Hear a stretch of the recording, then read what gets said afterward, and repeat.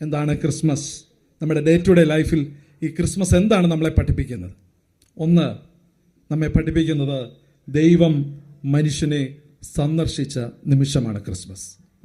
ദൈവം മനുഷ്യനെ സന്ദർശിച്ച നിമിഷമാണ്. അതായത് ദിവ്യമായ ഒരു സന്ദർശനം. വിലപിക്കേണ്ടത് എപ്പോഴാണ്? കൂട്ടിരിക്കേണ്ടത് എപ്പോഴാണ്? വേദനിക്കുന്ന സമയത്ത് നമുക്ക് സന്ദർശനം നടത്തുവാൻ നമുക്ക് സാധിക്കുമോ? ഈ ക്രിസ്മസ് നമ്മെ ഓർമ്മപ്പെടുത്തുന്നത് അപ്രകാരമാണ്. ഒരാളുടെ വേദനയുടെ നടുവിൽ, ഒരാളുടെ നെരുപ്പോടിന്റെ അവസ്ഥയുടെ നടുവിൽ, ഒരാളുടെ കഷ്ടതകളുടെ നടുവിൽ നമ്മൾ എന്ത് അദ്ദേഹത്തോട് കാണിക്കുവാൻ സാധിച്ചു? എന്ത് നിലപാടാണ് നമ്മൾ എടുത്തത്? നമുക്ക് എല്ലാവർക്കും വാട്സപ്പ് ഉണ്ട്. ചുമ്മാതെ good morning message, good evening message വിടും. ഇനി കുറച്ച് കഴിയുമ്പോൾ 25-ാം തീയതി രാവിലെ തൊട്ട് തുടങ്ങും. എന്താണ്? എടാ എനിക്കറിയത്തില്ല ഹാപ്പി ക്രിസ്മസ് ആണ്, എന്നാലും രാവിലെ തൊട്ട് തുടങ്ങി. എനിക്ക് വേസ്റ്റായുള്ള പരിപാടിയാണ്. ഇത് കേൾക്കുന്നവരും നിങ്ങൾ ഇരിക്കുന്നവരും ഒക്കെ ഉണ്ടല്ലോ, വേസ്റ്റ് ആയിട്ടുള്ള പരിപാടിയാണ് ഈ ഹാപ്പി ക്രിസ്മസ് എന്ന് പറഞ്ഞ് അടുത്തവന്റെ വാട്സപ്പിലേക്ക് അയക്കുന്നത്. ഹാപ്പി ക്രിസ്മസ് എന്ന് പറഞ്ഞ് വാട്സപ്പിൽ അയക്കുകയല്ല വേണ്ടത്. സഹോദരനോട് പിണങ്ങിയിരിക്കുകയാണെങ്കിൽ, സമീപത്തൊരാൾ വേദനയോട് കിടക്കുകയാണെങ്കിൽ ഹാപ്പി ക്രിസ്മസ് അവന്റെ വീട്ടിൽ പോയി പറയണം.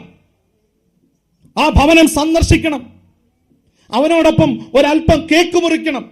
അവനോടൊപ്പം അല്പം ഒരു വെള്ളം എടുത്തു കൊടുത്ത് അവനെ ആശ്വസിപ്പിക്കണം. നീ എന്താണ് ഇന്ന് പള്ളിയിൽ വരാഞ്ഞത്? അവൻ ആ സമയത്ത് അവൻ തുറന്ന് സംസാരിക്കും.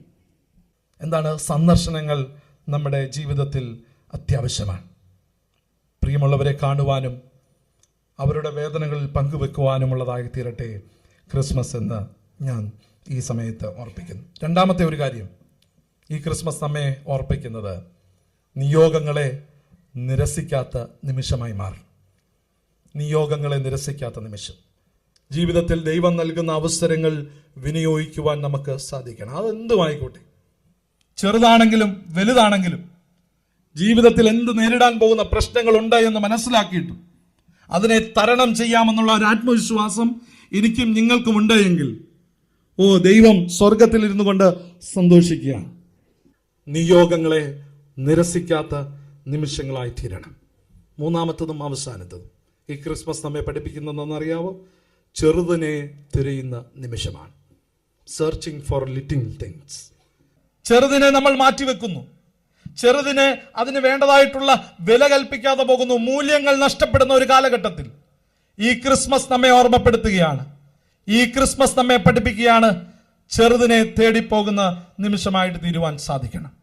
കർത്താവ് നമ്മെ പഠിപ്പിക്കുന്നുണ്ട് 99 വിട്ട് 1 തേടിപ്പോയി. ഈ 99 കരുതൽ ലഭിച്ചുകൊണ്ടിരിക്കുകയാണ്. എന്നാൽ ലഭിക്കാതെ പോയ ഒരുവനുണ്ട്. അവനെ തേടി ഇറങ്ങുക എന്ന ലക്ഷ്യമാണ് കർത്താവ് ഇവിടെ കാണിച്ചത്. ഇന്ന് ഈ കാലഘട്ടത്തിന്റെ ആവശ്യകത അതാണ്. 99 കിട്ടുന്ന സ്നേഹം കണ്ട് അത് മതി എന്ന് പറയുന്നതല്ല സഭ. എവിടെയാണോ 1 നഷ്ടപ്പെട്ടത്, ആ 1 തേടി ഇറങ്ങുവാൻ സാധിക്കുന്നുവെങ്കിൽ സഭ ഇന്ന് ക്രൈസ്തവരുടെ സഭയായി തീരും. ഒരു ശക്തികൾക്കും ഈ മൈനോറിറ്റിയെ തകർക്കാൻ സാധിക്കുകയില്ല. കാരണം കൂട്ടത്തിൽ ഒന്ന് മാറിപ്പോയാലും അവനെ തേടി പോകുന്നതാണ് ഈ വർഷത്തെ ക്രിസ്മസ് നമ്മെ പഠിപ്പിക്കുന്നത്. പ്രിയമുള്ളവരെ, അപ്രകാരമുള്ള ഒരു ക്രിസ്മസ് ക്രമീകരിപ്പാൻ നമുക്ക് സാധിക്കണം.